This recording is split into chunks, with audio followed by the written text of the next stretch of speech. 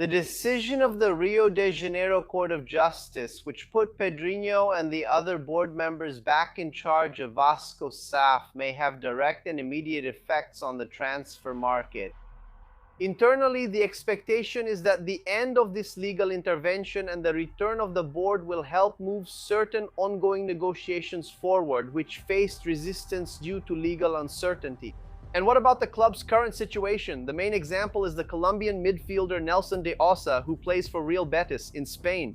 The player has already reached an agreement with the club and has shown interest in wearing the Vasco da Gama jersey and playing at São Januário. In addition, Betis responded positively to the financial proposal presented by Vasco, and no other club interested in the player has advanced as much in talks with the Spanish club. Despite the favorable scenario, the negotiation has lost momentum in recent weeks due to the institutional instability experienced by Vasco. The judicial intervention and the removal of the board of directors raised doubts about Vasco's condition. Whether they would be able to fulfill and honor their commitments and pay the Spanish club properly. The judicial intervention and the removal of the board of directors raised doubts about Vasco. Will Vasco be able to meet its financial obligations?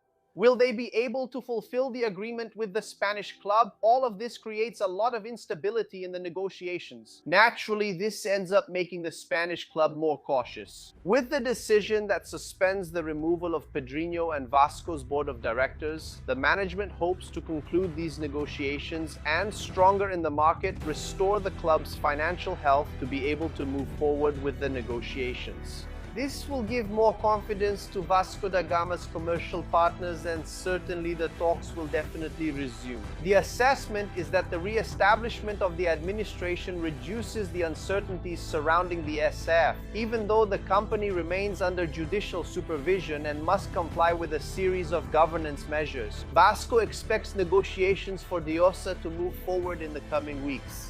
The board sees him as a key player for the rest of the season and considers signing the Colombian player a priority. Well, besides the Ossa, other negotiations are expected to resume. One of Vasco's focuses is on the defense, right? In this mid-year transfer window, the search for a center-back to play alongside Robert and Renan will intensify. Remember that Vasco will take the field on Thursday against Vitória at Barradão when the Brasileirão resumes. To find out more, click the link in the description and read the full article on the Lance website. Also, leave a like and subscribe to the channel. Thanks.